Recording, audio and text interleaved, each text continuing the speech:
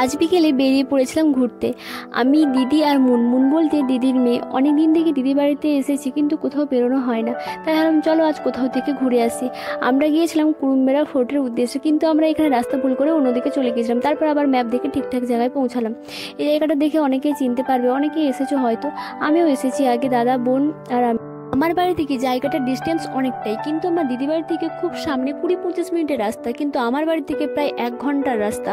আর জায়গাটার সম্বন্ধে কি বলবো, আমার তো জায়গাটা ভীষণ ভালো লাগে, মন ভালো করে দেওয়ার মতো একটা শান্ত পরিবেশ। কিন্তু এই পুচকিটার এই জায়গাটা পছন্দ হয়নি, তাই একটু মন খারাপ করেছিল। কিন্তু মন খারাপ থাকলে কি হবে, ছবি তো তুলতে হবে। পোজ দিচ্ছে দেখো, আমি ছোট্ট করে ক্লিপ নিয়ে নিয়েছিলাম। তারপর আমরা একটু জায়গাটা ঘুরে ঘুরে দেখছিলাম, পুচকিটা ক্যামেরা করে দিচ্ছিল। তারপর দেখলাম যে খুব একটা ভিড় ছিল না, আমরা একটু লেট করে বেরিয়েছিলাম। শুনেছি নাকি পুজোর সময় খুব ভিড় হয়। কারা কারা এই জায়গাতে এসেছো আগে কমেন্ট করে জানিও। তারপর পুচকিটা একটা গান সিলেক্ট করে রেখেছিল, তাই ভিডিও বানালো।